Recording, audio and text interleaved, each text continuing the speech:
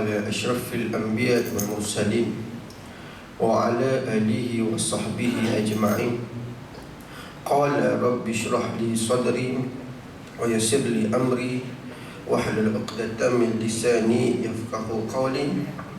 Alhamdulillah, muslimin muslimat, hadirin hadirat, mukminin mukminat, para alim ulama, para ustaz, para ustazah, tuan imam dan seluruh ahli jawatan kuasa masjid, dan tidak lupa juga kepada seluruh masyarakat. Mudah-mudahan kita semua diberkati dan dirahmati oleh Allah Subhanahu wa ta'ala.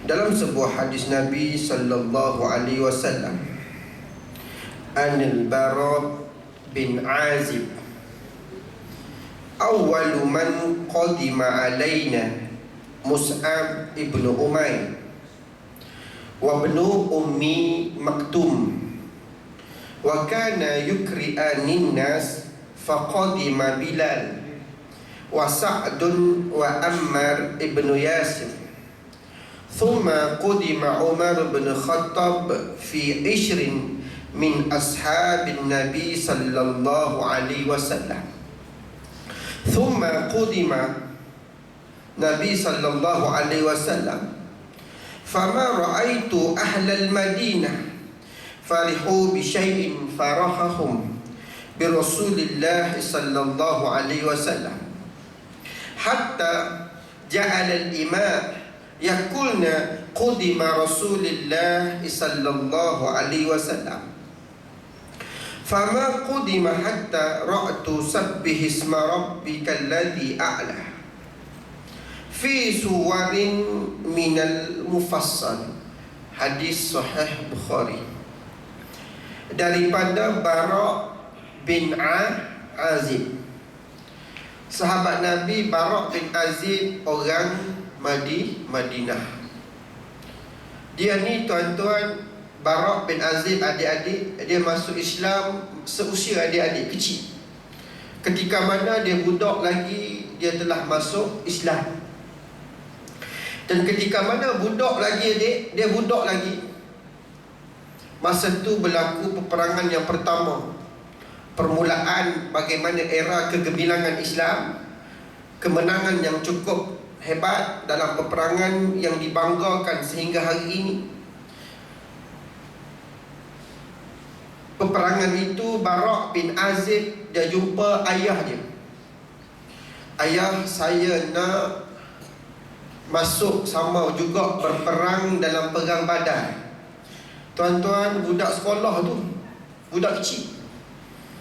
Kalau saya budak kecil, umur saya macam tuan-tuan ni, macam adik-adik ni, bukan nak kata perang, nak kata berjuang ni jauh sekali budak kan.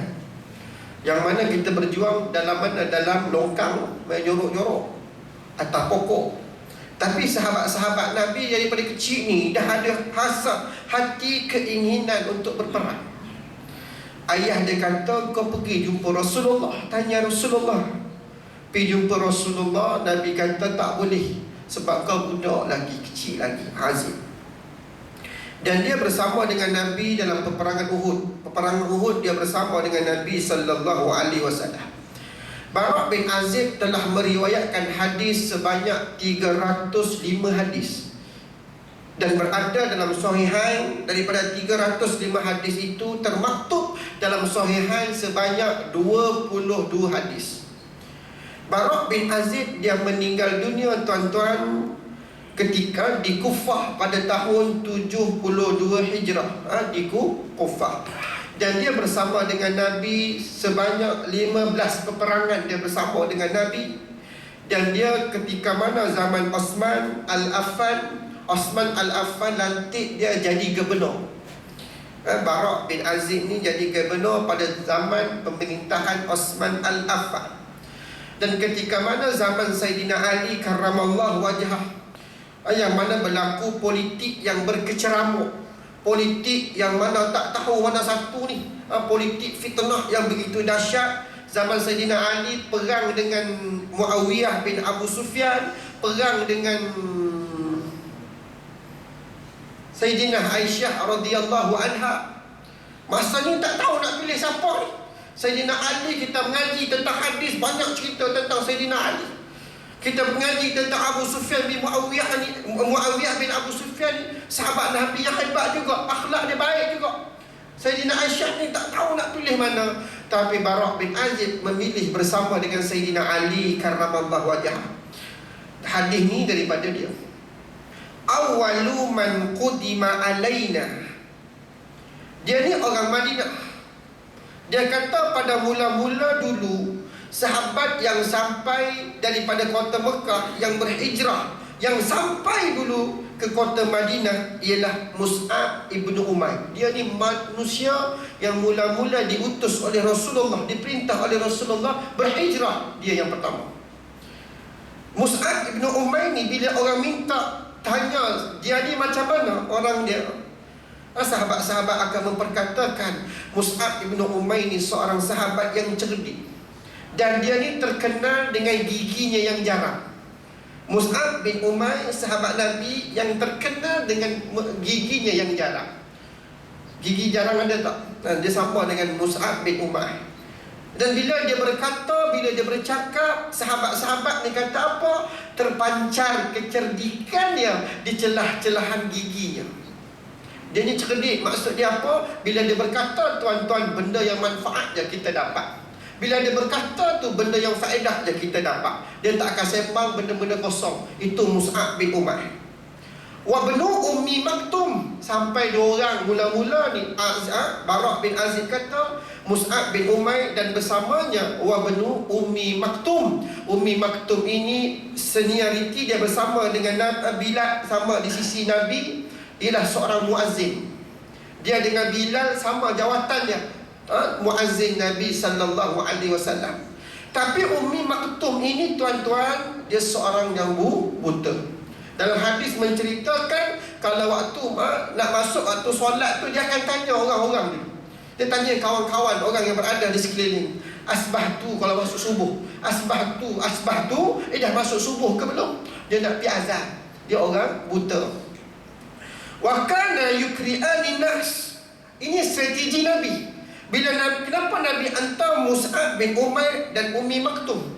Bila sampai di kota Madinah, dua orang ini dia perintah oleh Rasulullah untuk ajarkan Quran, untuk ajar penduduk Madinah ni baca Quran, untuk ajar penduduk Madinah ini hafal Quran. Faqadima, kemudian Bara' kata baru sampai Bilal. Wa Sa'dun ni siapa? Sa'ad bin Abi Waqqas. Wa Ammar ibnu Yasir. Hari ini tuan-tuan, saya nak bawa sirah mengenai seorang sahabat yang mana hadis ni ada sebut nama dia. Siapa dia? Ammar ibnu Yasir. Sampai bila Sa'ad bin Abu Waqqas wa Ammar ibnu Yasir, thumma, kemudian qudima Umar bin Khattab min ishrin ashabin Nabi sallallahu alaihi wasallam. Lepas tu baru sampai Umar dengan 20 sahabat yang lain. Summa, kemudian qudima Nabi sallallahu alaihi wasallam. Bara' bin Azib dia kata barulah sampainya Nabi ke kota Madinah. Fama ra'aitu ahlal Madinah farihu bi syai'in farahahum bi Rasulillah sallallahu alaihi wasallam. Bara' bin Azib dia kata, aku ni bila nampak Rasulullah datang ke kota Madinah ni, aku tak pernah tengok penduduk Madinah ni paling seronok, paling gembira seperti mana mereka gembira menyambut kedatangan Nabi. Aku tak pernah tengok sebelum ni penduduk Madinah begitu gembira, begitu seronok dengan kedatangan Nabi. Itu yang paling aku seronok. Dia kata itu yang paling aku tengok, tak pernah aku saksikan sebelum ini. Hatta ja'alal ima, sehinggalah kedatangan imak diraikan Nabi itu, sehingga kedatangan mereka itu disambut oleh imak. Imak ni apa tuan-tuan? Plural bagi amah. Amah, kalau bahasa Indonesia, amah orang panggil apa je? Orang gaji kan? Imak maksud dia hamba perempuan, jamak kepada amah. Okey. Hatta ja'alal imam, Nabi sampai ni, datangnya ni hamba-hamba perempuan ni, yakulna, dorang berkata, bersorak, faqudima Rasulillah dah sampai ni. Tak pernah laku siapa datang Madinah tak ada sampai imak semua keluar, tak ada. Nabi datang seronoknya. Fama kudima, ketika mana Nabi sampai, Bara' bin Azib kata, aku dah hafal surah Sabbihisma. Dia dah hafal dah surah tu. Siapa yang ajar? Mus'ab bin Umair. Nabi sampai, kebanyakan penduduk Madinah dah hafal fi suwarin minal mufassal, surah-surah dalam ayat Quran yang pendek-pendek. Hadis ini hadis sahih riwayat Imam Bukhari. Pengajaran dia tuan-tuan, sahabat-sahabat ini adalah yang paling awal yang bersama dengan Islam. Mereka punya harta, tenaga mereka, masa mereka 100% mereka membiayai perjuangan Islam yang dibawa oleh Nabi Muhammad sallallahu alaihi wasallam. Seorang sahabat Nabi yang bernama Suhaib bin Sinan. Haji pernah dengar nama dia? Suhaib bin Sinan Ar-Rumi. Bila sebut Ar-Rumi semua angkat kan? Suhaib bin Sinan Ar-Rumi, dia bukan orang Romawi. Dia orang Arab, orang Bashrah. Orang Bashrah. Ketika mana di Bashrah itu orang Rawami ni pergi menjajah perang di tempat mereka. Dan ketika itu ayah Sunan Suhaib bin Sinan ni seorang hakim di Bashrah. Kemudian bila dah dibunuh ayahnya dan sekian, orang Rawami ni ambil dia sebagai anak orang Arab yang digelar Rumi kan. Kemudian tuan-tuan, bila dia besar sikit dan dia belajar pelbagai sinema, belajar perniagaan dan sebagainya, kemudian dia berpindah ke kota Mekah. Bila duduk kota Mekah tuan-tuan, dia pada mulanya jadi seorang hamba. Hamba siapa saya tak ingat tuan-tuan. Bila mana duduk di Mekah tuan-tuan, dimerdekakan oleh hamba pemilik tuanda itu. Kemudian dia bisnes. Dia berniaga, kaya. Ketika mana dia nak berhijrah, Suhaib bin Sinan Ar-Rumi nak berhijrah ke kota Madinah ni, ditahan oleh orang Quraisy. Orang Quraisy beli dua pilihan. Kau nak berhijrah boleh, dengan syarat harta yang kau miliki ni kena tinggalkan. Dia kata harta ni, engkau datang dalam keadaan engkau hamba, tiba-tiba engkau nak bawa lari harta ni. Ini harta penduduk Mekah. Tuan-tuan, apa pilihan Suhaib bin Sinan? Dia meninggalkan seluruh harta. Dia meninggalkan seluruh harta dia. Hebat tak sahabat ni? Nah, habis harta ni, kekayaan yang dia usaha selama ni, dia tinggal semata-mata nak berhijrah dengan Nabi sallallahu alaihi wasallam. Bila sampai di kota Madinah, Rabihal Baya Aba Yahya. Nabi sampai dekat dia, Rabihal Baya Aba Yahya. Inilah perniagaan yang paling menguntungkan. Nabi gelar dia Aba Yahya, Rabihal Baya Aba Yahya. Kejut dia. Apa ni? Aku tak pernah cerita pun kejadian yang dia tinggalkan seluruh harta dia. Seorang pun tak tahu.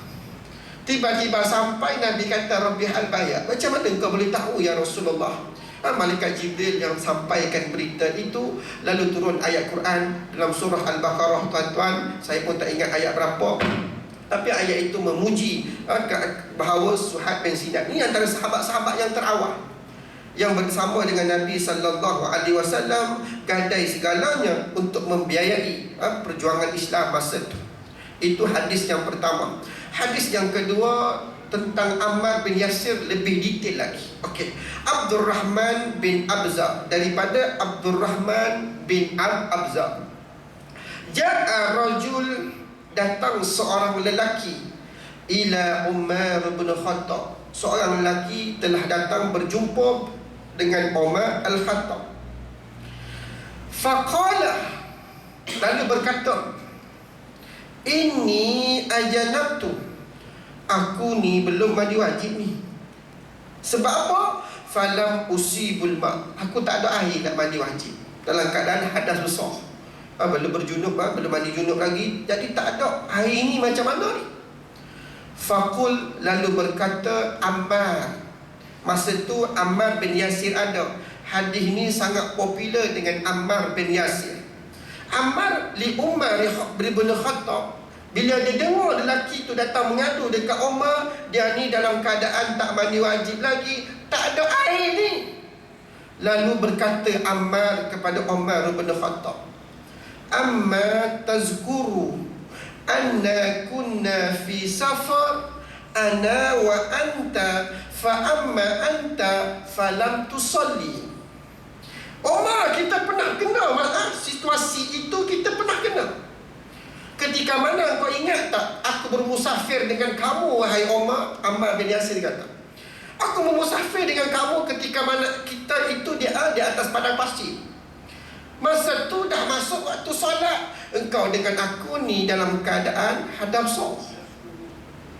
Saya tak tahu tuan-tuan, syarahan hadis ni nak kata bukan orang Melayu pelik lah kalau berlaku, tapi Arab biasa. Arab ni dia makan kambing kuat.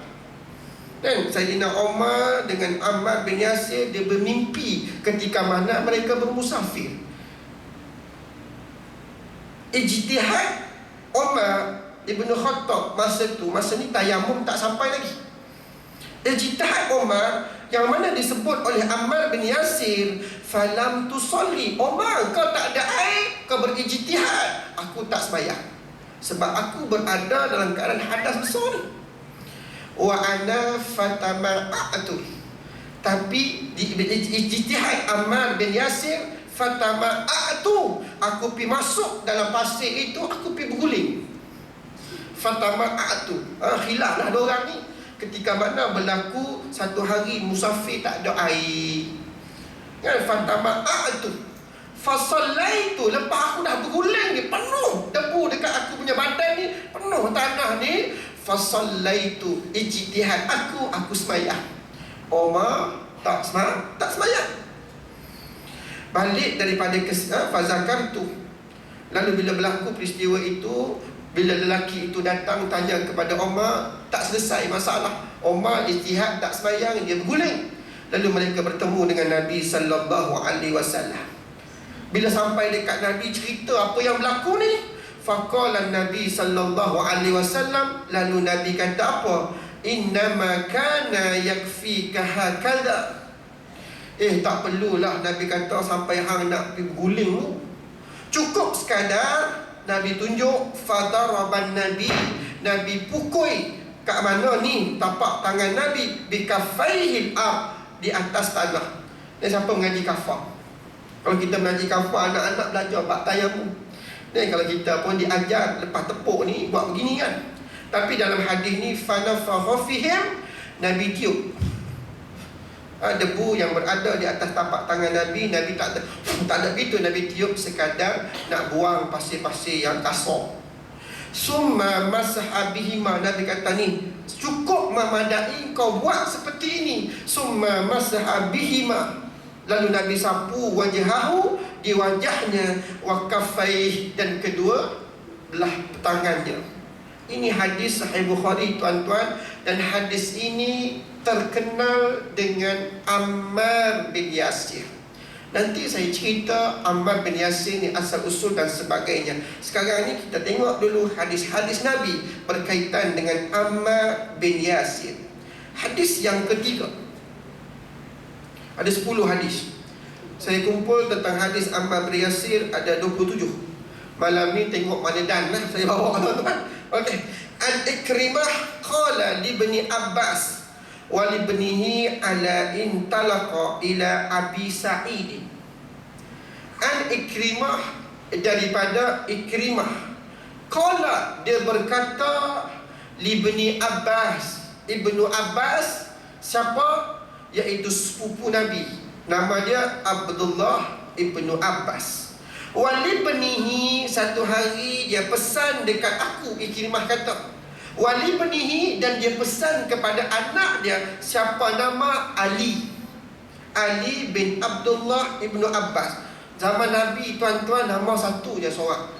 Dia tak kulun seorang nama sampai 7. Saya jumpa pecah rekod 9 dalam negara kita. Nama tu ada 9. Dia seorang je. Kalau campur nama ayah ada lagi, Allahu Rabbi. Itu orang kita lah tuan-tuan. Tapi zaman Nabi, Ali, Abdullah, Omar, dia tang tu je.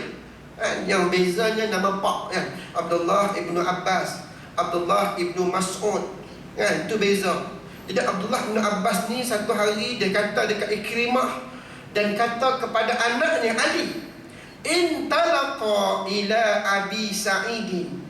Hang pi ngaji sekarang, hang pi jumpa Sa'id. Sa'id siapa? Sa'id Al-Khudri. Hang pi jumpa Sa'id Al-Khudri ni, fasma'a min hadisahu, pi duduk dekat dia, pi dengar, pi mengaji hadis dengan dia. Ini perangai sahabat. Sahabat dia mengenali karakter kawan-kawan dia. Abdullah bin Abbas dia mengenali karakter dan kepakaran Sa'id Al-Khudri. Dia ni hebat bab hadis, jadi pakar bab hadis. Dia hantar anak dia mengaji dengan Sa'id. Kita pun kena buat macam tu. Tadi saya dengar nama Ustaz Saiful Azurah.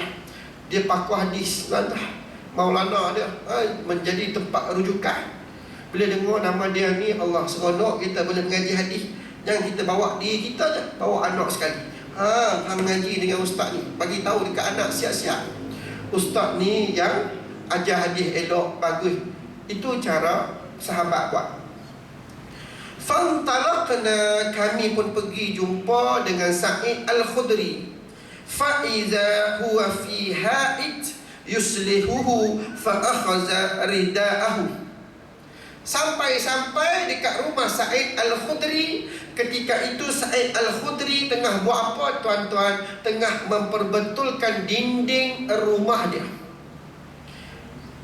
Tengah memperbetulkan dinding rumah dia. Sampai-sampai tunggu tu fahtaba. Fahtaba ni secara sunnah Nabi duduk. Haji pernah tengok tak madu 3 Piramli? Kalau tak tengok tak sah tuan-tuan. Teringat tak satu ketika Piramli kena kerja dengan 3 orang bini dia? Ada seorang apek buta yang duduk atas pokok nak bunuh diri. Ingat tak? Perasan tak apek buta tu duduk macam mana? Ingat tak apek buta duduk macam mana? Dia punya lutut naik sampai ke dada, kemudian dia peluk. Ini dia panggil fahtaba. Duduk fahtaba. Dan duduk ini adalah sunnah Nabi sallallahu alaihi wasallam. Cuma cara duduk macam abang tu buat, duduk tarik dulu. Angkat. Selalunya orang yang perut buncit dia susah nak buat. Orang yang perut slim, yang mana dia kena, adik mulakan daripada sekarang. Jangan tunggu dah buncit baru nak mula. Buat macam tu. Larangan duduk fahtaba ini satu je. Ketika mana khatib sedang berkhutbah, dilarang. Hukumnya makruh bila mana kita duduk cara fahtaba. Tapi duduk di mana-mana adalah sunnah Nabi sallallahu alaihi wasallam. Cina apek nak bunuh diri tu, kita boleh belajar. Rupa-rupanya ini duduk cara sunnah tuan-tuan. Dan saya pun fikir juga macam mana aku nak beri penjelasan. Tengok cerita Piramli, bagus, Piramli pun dapat saham bila kita sampaikan kebaikan daripada cerita-cerita dia. Rupa-rupanya itu cara duduk Nabi. Mereka ni sampai rumah Sa'id Al-Khudri, ramai-ramai duduk macam tu. Fahtaba, angkat lutut sampai dada, peluk lutut tu. Kemudian Sa'id Al-Khudri pun cerita satu hadis tentang Ammar bin Yasir. Ansya'a yahdisuna hatta ata zikru bina'il masjid. Ketika mana Nabi sampai daripada kota Madinah, daripada Mekah ke kota Madinah, awal-awal Nabi buat adalah masjid. Masa buat masjid ni, Sa'id Al-Khudri kata, kita ni gotong royong. Sahabat-sahabat ni daripada golongan Muhajirin, golongan Ansar, membanting tulang semua ni, pak kerat ni, sama-sama buat masjid. Kunna nahmilu labinah. Ketika mana dok pulun buat masjid ni, kami semua angkat batu, labinah, seketui, satu-satu. Walakin Ammar, tetapi Ammar bin Yasir, labinatain. Dia seorang je angkat 2. Orang lain semua ni angkat 1. Dia ni punya pulun nak buat kebaikan. Punya dia rasa, ya ish, orang kata apa, dia bersungguh. Labinatan, dia angkat dua ketui dia. Labinatan. Fara'ahu Nabi sallallahu alaihi wasallam. Nabi tengok Ammar bin Yasir. Fayangkudu turab. Nabi sampai di hadapan Yasir, di hadapan Ammar bin Yasir. Fayangkudu turab. Nabi sayang sungguh dekat Ammar ni, tuan-tuan. Nabi buat apa? Nabi sapu debu-debu tanah yang ada di muka Ammar. Tengok dia pulun sangat ni, dua batu dia angkat. Nabi pergi dekat dia, Nabi sapu debu-debu yang ada di muka Ammar bin Yasir. Wa yaqulu, lalu Nabi berkata, waihah Ammar, waihah Ammar. Sambil-sambil Nabi sapu muka dia. Lepas tu Nabi kata apa? Waihah Ammar, kesian dengan kamu Ammar. Tiba-tiba Nabi kata macam tu. Waihah Ammar, kesian dengan kamu Ammar. Taqtuluhu, yang mana satu hari nanti kamu akan dibunuh Ammar. Taqtuluhu, kamu akan dibunuh oleh siapa? Fi'atul baghiyah, fi'atul kelompok ataupun satu kumpulan baghiyah, manusia yang memberontak, manusia yang menderhaka. Ini mukjizat Nabi, tuan-tuan. Nabi dia tahu ada benda, certain benda yang Nabi tahu benda yang akan berlaku. Jadi Nabi ditunjukkan akan apa yang berlaku kepada Ammar bin Yasir. Datang dekat Nabi, dapat Ammar, sian kamu Ammar, kamu akan dibunuh oleh sekumpulan pemberontak. Yad'uhum, sedangkan kamu ini orang yang baik, sentiasa mengajak manusia ilal jannah wa yad'unahu ilan nar, tapi depa ni, manusia ni, ajak kamu ke dalam api neraka Allah Subhanahu wa ta'ala. Qala, berkata Ikrimah, yaqulu, berkata Ammar bin Yasir, bila dengar yang mana Nabi kata satu hari kamu akan dibunuh oleh pemberontak, wah, kamu ni bagus, ajak orang buat kebaikan, seru kepada syurga Allah, tapi mereka menyeru kamu ke dalam neraka Allah. Lalu Ammar dengar Nabi kata macam tu, lalu dia menadah tangan, a'udzubillahi minal fitan. Lalu dibaca oleh Ammar bin Yasir, ya Allah, jauhkan aku ini, aku berlindung daripadamu ya Allah akan fitnah. Fitan, akan fitnah. Hadis ini hadis Sahih Bukhari yang ke-428. Muslimin muslimat yang dirahmati Allah sekalian, Ammar bin Yasir keturunan dia bukan orang Madinah, bukan juga orang Mekah. Nama pak dia Yasir bin Amir. Yasir bin Amir berasal daripada satu kawasan di Yaman, satu tempat di Yaman. Macam mana boleh pergi ke Madinah, macam mana boleh pergi ke Mekah ni? Sebelum itu saudara ayah kepada Ammar hilang. Dia pergi awal dah Mekah, tapi tak kembali-kembali, pergi tidak kembali. Jadi Yasir bin Amir ni, ayah kepada Ammar ni, pergi ke Mekah cari saudara-saudaranya yang hilang, tapi tak jumpa, tuan-tuan. Bila sampai di kota Mekah, seronok pula duduk Mekah. Lalu dia jadi hamba kepada seorang bangsawan Quraisy yang bernama Abu Huzaifah bin Al-Mughirah. Abu Huzaifah pun ambil Yasir jadi hamba dia. Yasir ni orang bagus, rajin kerja, seronok tengok, good looking, sedap tengok muka dia. Lalu dipegukan. Pegu tahu je? Pegu istilah orang-orang utara, istilah KL makcik, direkomenkan, disatukan. Orang KL lah recommend, betul lah, disatukan. Dengan siapa? Hamba perempuan kepada Abu Huzaifah bin Al-Mughirah. Siapa nama dia makcik? Sumayyah. Ini cerita dia, jodoh Pak Ammar bin Yasir. Balik ke Mekah, Jadi hamba seronok tengok, lalu dipegukan, disatukan dengan hamba perempuan yang terbaik, yang paling elok, paling cantik, yang bernama Sumayyah. Ya, Sumayyah dia ijaz, dia buat lagu tuan-tuan, elok, lagu yang elok. Kahwin-kahwin, lahirlah Ammar bin Yasir. Beza Ammar bin Yasir dengan ayah dia, ketika mana Ammar dah dewasa, Ammar dibebaskan, dimerdekakan. Lalu Ammar dia explore kota Mekah, explore. Dia kata, oh dapat dengar satu kisah, satu kedatangan Nabi membawa ajaran Islam, ketika mana di rumah Al-Arkam bin Abil Arkam. Ammar pun pergi dengar tazkirah Nabi, dengar sampai apa yang Nabi sampaikan. Pertama kali dia pergi, dia sudah terpaut dengan Islam. Pertama kali dia jumpa Rasulullah, dia sudah jatuh hati dengan Islam. Lalu dia balik, dia bertemu dengan Abu Bakar As-Siddiq. Wahai Abu Bakar, aku nak masuk Islam, Abu Bakar. Lalu jumpa Nabi, dia masuk Islam. Balik tu, dia pegang tangan ayah dia, Yasir. Dia pegang tangan mak dia.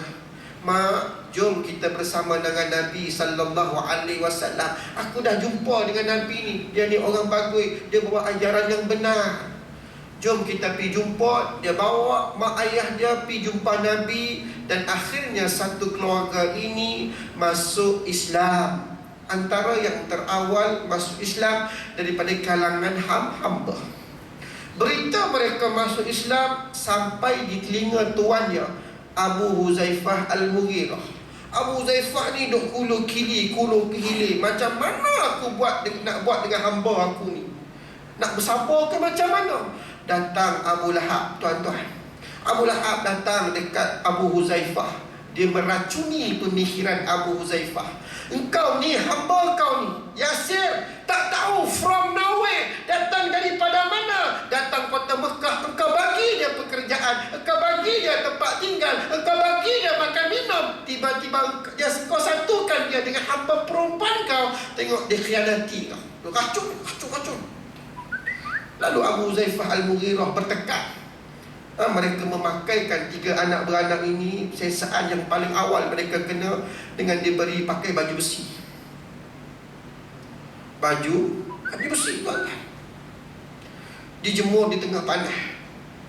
Bila dah jemur di tengah panas, tak keluar lagi daripada Islam, bertegah lagi dengan Islam. Lalu si Sumayyah diikat di satu tiang. Ammar bin Yasir dan ayahnya Ammar dan Yasir disalai di atas api. Saya pun cari rujukan ketika mana, di saat kenapa ayah dia mati, ayah dia syahid. Ammar tak syahid, ayah dia syahid, sedangkan disalai di atas api. Dalam kitab Siyar A'lam Nubala karangan Imam Az-Zahabi, dia bawa satu hadis yang mana hadis itu sahih, tuan-tuan. Ketika mana Ammar dibakar di atas api, Nabi pergi senyap-senyap dekat Ammar. Nabi pegang atas ubun Ammar. Nabi berdoa kepada Allah, ya Allah, jadikan api yang membakar Ammar ini seperti mana api yang membakar Sayyidina membakar Nabi Ibrahim alaihissalam. Engkau sejukkan api ini seperti mana engkau sejukkan api yang membakar Nabi Ibrahim. Lalu api itu sejuk. Tapi Ammar Yasir tak dah. Akhirnya mati dibakar di atas api. Sumayyah pula daripada batang besi yang sangat panas. Cerita ni mungkin kita banyak kali dengar, tuan-tuan. Mungkin ada yang first time balik ni sampaikan kepada anak-anak. Cerita yang sungguh motivasi. Bila mana bakar besi tu disula daripada kemaluan, disula dekat kemaluan Sumayyah, lalu gugur syahid. Dua orang ni sekarang dah happy dah, sekarang dah bahagia dah di alam barzakh. Apatah lagi nanti di syurga Allah. Dua orang ni dah bahagia dah, tuan-tuan. Tapi inilah perjuangan para sahabat yang mati kerana Islam. Kita hari ini senang lenang dah Islam. Kita hari ini lahir-lahir Islam dah. Tak perlu kena dera, tak perlu tentangan, tak perlu kena tikam. Tapi kita tak jaga pun Islam sungguh-sungguh. Maka tuan-tuan, buktikan kita ini bukan tergolong dalam golongan yang tak mempertahankan agama Allah. Maka saya menyeru 18 hari bulan 2 ni, tuan-tuan, Tak kira berbidang apa sekalipun kamu, berbeza ideologi apapun kamu, tapi kamu adalah orang Islam, maka tanggungjawab kamu kena mempertahankan agama Allah di atas muka bumi, khususnya di bumi Malaysia ni tuan-tuan. Pukul 2.30 di Padang Merbuk, sama-sama kita pakai baju ungu untuk kita mempertahankan, tunjuk keinginan kita nak diperkasakan undang-undang yang mana dalam undang-undang syariah itu diperkasakan. Maka sama-sama tuan-tuan kita pergi. Dan walaupun saya rasa tak ada masalah nak pergi kan. Tak ada orang pun letak pedang kat leher, tak ada. Ni sahabat ni sampai dibakar mati kerana Islam. Jadi apa alasan kita tuan-tuan? Sebab tu saya nak bawa kisah ni, walaupun dah selalu dengar, tapi ramai hari ni yang tak ambil berat, tak ambil iktibar sejarah-sejarah yang berlaku sebelum ni. Mengaji saja tapi tak tahu apa yang kita pernah buat. Jadi inilah perjuangan yang kita kena sambung tuan-tuan. Okey. Zaman Abu Bakar nanti Ammar bin Yasir jadi panglima perang menentang Musailamah Al-Kazzab. Musailamah Al-Kazzab yang mengaku Nabi. Dan ketika mana zaman pemerintahan Sayyidina Ali karramallahu wajhah, Sayyidina Ali masa itu umur peperangan Siffin, masa itu umur Ammar bin Yasir tuan-tuan, saya yakin lebih tua daripada orang yang ada dalam masjid ni. Siapa dekat sini atas 90 angkat tangan? Atas 80? Haji berapa tahun? 70 lebih. Ammar bin Yasir ketika mana dalam peperangan Siffin, dia join dan dia berpihak di belah Sayyidina Ali karramallahu wajhah. Dalam peperangan Siffin itu ketika usianya 88 tahun, tidak ada khilaf. 88 tahun umurnya dibunuh. Bagaimana hadis yang saya bawa tadi, yang mana Nabi kata satu hari Ammar kau akan dibunuh oleh buruh sekumpulan manusia yang memberontak. Akhirnya dalam peperangan Siffin, apa yang Nabi kata tu tak berlaku. Ketika usianya 88 tahun sampai hujung nyawa berjuang untuk Islam. Islam ni tidak ada had umur tuan-tuan. Aku tua dah, bagilah muda-muda. Jangan macam tu. Sampai mati pun aku akan bawa Islam dalam tubuh aku. Nak kata itu pengajaran Ammar bin Yasir. Sampai tua dia berjuang. Dia dalam peperangan Siffin mati dibunuh. Muslimin muslimat yang dirahmati Allah sekalian, dalam kitab tafsir Nurul Ihsan, bagaimana Allah Ta'ala menceritakan satu ayat Quran, surah An-Nahl ayat 106. Ayat 106 surah An-Nahl. Dalam surah An-Nahl Allah Ta'ala cerita khusus untuk Ammar bin Yasir. Ketika mana Ammar bin Yasir satu hari bila dah kena azab, dah kena salai, tapi tak mati ni, kemudian diberi pilihan, dipanggil ni, mari. Abu Huzaifah Al-Mughirah dengan geng-geng jahat dia panggil. Yang pertama dia suruh maki Nabi Muhammad. Aku nak kamu maki Muhammad. Dia pun maki lah. Dia maki habis, dia maki. Lepas tu tuan-tuan, sebenarnya sejarah ini satu benda yang berulang. Hal ini berlaku di Syariah. Video-video yang kita saksikan sendiri. Aku nak mu kata asyhadu an la ilaha illal bashar, tak ada Tuhan melainkan bashar. Kalau tak aku bunuh kamu. Benda ni berlaku dah zaman Nabi. Sebenarnya sejarah ini sejarah yang berulang. Ammar bin Yasir kena dah. Aku nak mu keluar daripada Islam. Dia kata ya. Tak tahan kena dera, tak tahan kena seksa. Lalu berita tersebut sampai di telinga Nabi Muhammad sallallahu alaihi wasallam. Lalu Allah Ta'ala turunkan ayat ini. Man kafara billah, siapa yang kufur kepada Allah, min ba'di imanihi, setelah dia diberikan iman, setelah diberikan keimanan, setelah dia beriman kepada Allah, dia kufur.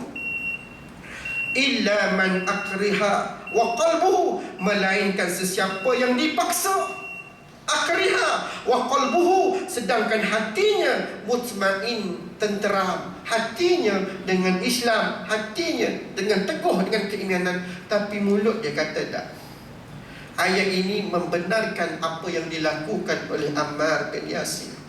Datang sahabat mengadu dekat Nabi. Nabi kata, apa tuan-tuan, aku kenal Ammar bin Yasir. Daripada ubun-ubun dia sampai hujung kaki dia, ni darah dan daging dia sudah bergumpal, sudah bercampur dengan keimanan. Ni Nabi kata. Bila orang datang mengadu dekat Nabi, Ammar bagi tahu sekian-sekian pada dia punya pemilik dia lah, Abu Zaifah Al-Mughirah. Lepas tu Ammar bin Yasir datang kepada Nabi SAW. Nabi kata, tak apa Ammar, engkau cuma kata mulut, tapi hati engkau mutmainnah, tenang dan tenteram bil iman, dengan keimanan yang dianugerahkan oleh Allah Subhanahu wa ta'ala. Dalam tafsir Nurul Ihsan juga membawa satu kisah yang sama berlaku kepada Ammar bin Yasir. Ketika itu Musailamah Al-Kazzab dia panggil dua orang lelaki. Dia panggil dua orang lelaki berdiri depannya. Dia tanya lelaki yang pertama, aku nak apa pendapat kamu tentang Muhammad? Lelaki yang pertama dia kata apa? Pendapat aku tentang Muhammad, Muhammad itu Rasulullah, dia itu Nabi. Dan aku nak tanya kau, lelaki pertama ni, apa pendapat kau tentang aku? Musailamah Al-Kazzab. Lelaki ni kata apa? Engkau pun samalah Rasul. Engkau pun Rasul juga. Engkau pun para Nabi. Lelaki yang kedua ni pula, tuan-tuan, apa pendapat kamu tentang Muhammad? Lelaki kedua ni kata, pendapat aku tentang Muhammad, dia tu Rasul, utusan Allah. Dan aku nak tanya kamu, apa pendapat kamu tentang aku? Dia buat apa? Ha? Tahu ha? Pekak. Apa pendapat kamu tentang aku? Musailamah Al-Kazzab tanya. Ha? Pekak. Boleh tahan kira nombor dua ni? Ha? Boleh dia buat hal kan? Buat pekak, aku tak dengar lah. Lalu dibunuh yang kedua. Lalu sampai berita kepada Nabi. Nabi kata yang pertama itu dia menggunakan rukhsah daripada Allah. Rukhsah daripada Allah, kelonggaran daripada Allah. Mu boleh kata begitu, tapi hati kamu mutmainnah bil iman, kekal tenteram dengan keimanan. Maupun yang kedua, Nabi kata itu lebih baik. Dia mati kerana menyatakan, hati pun kata benda sama, mulut pun kata sama. Itu lebih baik di sisi Allah Subhanahu wa ta'ala. 8.45 dah tuan-tuan. Boleh tak bawa satu hadis lagi ke cukup dah? Nampak diamnya. Ha? Satu hadis sikit lah. Lah, ini sangat bagus. Kalau hadis ni saya tak bawa, hati saya tak tenang. Tak sampai habis. Ha? Tapi saya tengok 8.40 lah. Kita tengok macam-macam gaya lah. Apa je? Orang sini hebat kan? InsyaAllah. An Khalid ibn Walid, daripada Khalid ibn Walid. Okey, saya ringkas tuan-tuan. Qala berkata, kana baini wa baina Ammar bin Yasir. Satu hari aku dah berlaku satu bertengkar, bergaduh, balah dengan Ammar bin Yasir. Ni Khalid dia kata, aku satu hari baini wa baina bertengkar dengan Ammar bin Yasir. Fa akhlastu lahu fil qawli, yang mana aku bertengkar dengan Ammar bin Yasir ni sampai aku ni punya kemarahan meruak-ruak. Betul terjemah. Meruak, orang KL kata apa meruak ni? Kemarahan semakin hot. Bertambah hot tu. KL kata hot dia kan. Makin marah ni, bergaduh dengan Ammar. Fantalaqa Ammar, aku mula-mula nak pergi jumpa Nabi. Bila bergaduh dengan Ammar, yashkuni, sampai dekat Nabi. Tengok Ammar sampai dulu. Yashkuni, ngadu dekat Nabi. Faja'a Khalid wa huwa yashkuhu ila Nabi. Sampai tengok Ammar kau dah sampai dulu. Faja'ala yughlazu lahu wa la yazidu illa ghilzah. Bila tengok Ammar sampai dulu, Khalid kata, ni tadi meruap dah darah aku, bertambah lagi aku marah dengan Ammar bin Yasir. Sampai depan Nabi dua orang ni kan, Ammar sampai dulu, sampai Umar ni Khalid tengah duk marah ni. Nabi sakit. Khalid cerita Nabi sakit. Sakit bahasa Melayu lah, bahasa sini sakit, Nabi diam. Bacaan dia sakit. Duk orang ni la yatakallam, Nabi tak cakap sepatah apa pun. Fabaka Ammar, tapi Ammar duk sisi Nabi nangis. Fabaka Ammar, dia ni manja tuan-tuan, manja sungguh dia dengan Nabi. Khalid duk meroh, dia duk tepi Nabi. Fabaka, dia menangis.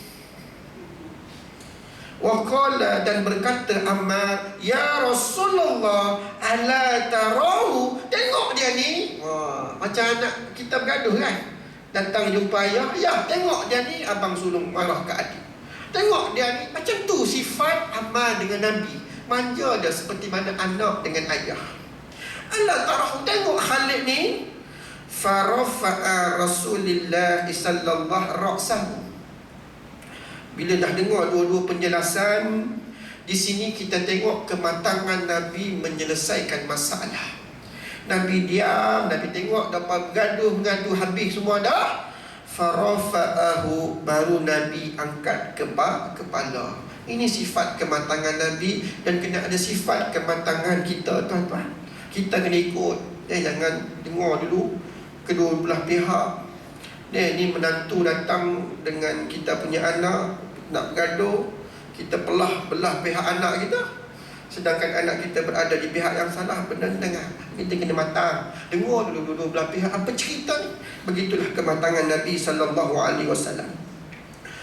Bila dah angkat kepala, qala, berkata Nabi, man ada Ammaran adahullah. Allah. Nabi kata, Nabi angkat kepala, siapa yang bermusuh dengan Ammar, Allah Ta'ala akan bermusuh dengan dia. Wa man abghadha Ammaran abghadahullah, siapa yang memarahi Ammar, abghadahullah, Ammar akan memarahi dia. Qala Khalid, berkata Khalid Al-Walid. Khalid Al-Walid ni panglima perang, bukan anak-anak tuan-tuan, panglima perang. Faqala, berkata Khalid, fakharajtu, bila aku dengar je Nabi kata siapa bermusuh dengan Ammar, dia bermusuh dengan Allah. Siapa yang memarahi Ammar, Ammar akan memarah, Allah Ta'ala akan memarahi dia. Dengar Nabi kata macam tu, fakharajtu, kemarahan aku yang meruak-ruak ni tadi hilang. Aku keluar menjauhkan diri. Fama kana syai'un, bila aku melangkah keluar daripada rumah Nabi tadi, tempat Nabi ni tadi, dalam fikiran aku nak satu je. Aku tak nak apa dah. Ahabba ilayya min ridha Ammar. Aku tak nak apa dah dalam dunia ni melainkan redha dan kemaafan daripada Ammar bin Yasir. Tengok Ammar bin Yasir. Khalid Al-Walid bergaduh. Kita ni tuan-tuan sama-sama Islam ni, kalau bergaduh, Masya Allah, bertegang. Kalau dengan orang kafir kak, kita tatang pakai minyak yang penuh. Walaupun orang kafir sibuk dalam hal-hal Islam kita, sibuk dalam fatwa-fatwa kita, sibuk dalam urusan agama kita, kita tatang mereka dengan minyak yang penuh. Tapi dengan agama kita sendiri, kita keras. Bahkan kita menaburkan fitnah dan fitnah dan fitnah. Bahkan kita mempercayai pula fitnah itu. Kan ni berlaku dalam masyarakat kita. Ni sahabat ni, duk meruak ni, panglima perang ni. Boleh kata apa bila dengar Nabi kata macam tu? Nak kata Nabi ni bila punya dia kata cukup. Kita ni boleh berdalih lagi, cari alasan lagi. Nabi kata macam ni, kita belok tang lain lagi. Kan? Ini kita contoh sahabat. Bila jumpa Ammar, falakituhu faradiya, lalu Ammar meredai Khalid Al-Walid. Hadis ini Imam Asy-Syaukani dan Haytaimi mengatakan perawi-perawi hadis ini adalah rawi yang sahih, perawi yang kuat. Ada lagi berapa hadis kan? 1, 2, 3, banyak lagi ni. Cukuplah sekadar ini mengisahkan cerita Ammar. Banyak lagi hadis tentang Ammar bin Yasir. Mudah-mudahan hadis yang saya bawa hari ini memberi pengajaran untuk kita semua dan menjadikan panduan untuk kita semua akan datang. InsyaAllah tuan-tuan, 19 hingga 23 ni saya akan ke Sabah. Baru-baru ni terkejut saya, berita harian telefon, Ustaz nak buat interview. Interview apa ni? Tentang dakwah Ustaz. Tuan-tuan boleh buka Facebook kami, Misi Dakwah ke dalam Misi Dakwah di Kawasan Pedalaman. Saya dengan orang asli dah main daripada 2012. Dengan orang asli dah 2012. InsyaAllah bulan ni dengan Yayasan Amal Malaysia, yang mana kami dah buat masjid dekat sana dan nak rasmikan. Cuma saya tak ada dana untuk logistik. InsyaAllah kami bawa rakan-rakan kami untuk dakwah golongan pagan, golongan yang tidak ada agama, orang laut ni tuan-tuan. Dan yang tidak ada agama kami pergi banyak kali dah. Dan pengalaman yang paling manis saya nak cerita tuan-tuan ni lah. Di Ulu Tembeling, tuan-tuan pernah dengar Ulu Tembeling? Haji pernah dengar Haji? Ulu Tembeling di hutan Pahang. Daripada JT Kuala Tahan nak pergi Ulu Tembeling ni, kampung Sungai Bantal, kena naik bot 5 jam. Sampai sana ada 2 perkampungan orang asli. Yang pertama kampung Sungai Kucing, lebih kurang 80 keluarga. Alhamdulillah 80 keluarga ni semua dah Islam. Ada satu lagi kampung Ulusat, kampung Bantal. Daripada kampung Bantal ni nak pergi ke kampung Ulusat tu 3 jam lagi naik bot. Naik bot ni rupa-rupanya bukan bot bawa kami yang kena bawa bot. Air dia cetek macam ni. Sampai satu tahap kita kena angkat bot. Allahu Akbar. Ini pengalaman daripada 2013, 2012 begitulah. Sampai di sana tuan-tuan, ada 25 keluarga yang saya tak sangka sejauh ini 8 jam aku masuk dalam ni ada orang duduk dalam ni. Yang mana 25 keluarga ini tidak ada agama. Mula-mula sampai saya bawa beras, saya bawa minyak, saya bawa gula, saya bawa tepung. Mereka sombong, tak layan. Aku bawa balik, tak layan juga. Rupa-rupanya tak faham bahasa Melayu. Macam mana nak bagi mereka dekat ni? Masa tu tuan-tuan saya bawa ketik kuku. Pergi rumah ke rumah, walaupun cakap macam itik dan monyet cakap. Sampai satu tahap kemesraan yang kita buat, anak-anak mereka ni dah boleh duduk atas kita punya riba dah. Saya jujur tuan-tuan, seumur hidup saya tak pernah ketik kuku anak sendiri. Tapi anak orang asli aku ketik. Bini aku tengok gambar tu jealous je. Abang tak pernah pun ketik kuku anak, tapi anak orang asli abang ketik. Tuan-tuan, sampai satu tahap kita dah seronok dah. Kita buat suka nikah, tak cerita lagi pasal Islam. 2013 pergi, 2014 pergi, tak cerita ni pasal Islam. 2015 pergi, tak cerita pasal Islam. Tahun 2016 baru cerita pasal Islam. Tiba-tiba Tok Batin ni dia bagi 3 syarat. Kalau macam haji saya tak nak bawa. Bukan sebab tua, tapi sebab handsome. Muka macam saya ni dekat sana tak laku tuan-tuan. Aku nak balik ni, baliklah. Tapi kalau haji yang macam ni, punya handsome, hidung mancung ni, dia anak darah pegang ni. Ni bukan cerita dongeng, ni betul berlaku. Kawan saya jambu handsome, lebih kurang macam haji ni, dia pegang. Abang jangan balik abang. Dia putih, merah muka dia. Macam mana ni, dah pucat dah, biru sikit kan. Tak boleh balik. Anak orang asli punya sayang tak bagi balik. Muka saya tak laku. Muka saya laku kat Turki lah. Dekat sana tak laku tuan-tuan. Dan orang asli dia minta 3. Dia kata, Ustaz saya nak masuk Islam boleh? Kalau saya masuk Islam Ustaz, saya nak makan apa? Ni dalam hutan kami makan monyet, kami makan ular. Islam kan tak bagi. Apa tutup mata reti juga. Saya nak jawab macam mana tuan-tuan? Ular boleh? Dia kata makan ular. Kami kalau masuk Islam, Islam kan tak bagi makan binatang-binatang ni. Saya pun gaul kepala, macam mana aku nak jawab ni? Soalan yang kedua tuan-tuan, kami nak kemajuan, kami nak sekolah, kami nak elektrik. Dalam hutan 8 jam nak masuk. 4 wheel memang tak sampai, kena naik bot, jauh. Tiba-tiba minta, kata keluar lah. Tak nak keluar. Yang ketiga, Ustaz, kalau kami masuk Islam, Ustaz nak tak duduk dengan kami? Saya pun tengok handphone, tengok wajah isteri saya. Allah, kesian hang. Tapi tak sampai hatilah tuan-tuan. 2 hari kami duduk sana, kami balik 3 hari. Dan pengalaman paling best ketika mana dijamu makan. Jamu makan, hati saya ni, dia nak bagi apa ni, mendatang apa ni. Tengok tuan-tuan, saya nak sebut babi lah kan? Babi tak sebut babi lah, khinzir. Ni hidup babi. Saya kata tak boleh makan. Tok Batin kata, Ustaz dah boleh makan dah. Sebab apa? Babi ni dah disembelih Ustaz. Islam dah babi ni. Kata orang asli reti juga dah. Kita pun mengkekek-kekek gelak daripada tadi debuh-debuh, tak apalah awak makan. Tuan-tuan, istilah yang saya dapat belajar 2. Capedoi mari sini. Orang asli lah kat sana, capedoi. Yang kedua, zuzu. Jumpa lagi. Itu je. InsyaAllah siapa nak pergi tahun ni, dia untuk Ulu Temeling lah. Tapi di Sabah, golongan laut yang tidak ada agama, bersama dengan Yayasan Amal, jadi saya perlu sumbangan logistik. Yayasan Amal offer, tapi tak apalah, kita nak sumbangan logistik. Duit tiket RM460 pergi balik tuan-tuan. Sampai sana pula nak sampai ke JT 3 jam. Dan sana pula makan minum semua ditanggung sendiri. Bukan saya seorang, ada lagi beberapa orang untuk kami taja jugalah, yang kebanyakannya pelajar. Jadi insyaAllah nanti saya letak tabung di belakang. Dah minta izin kepada AJK Masjid.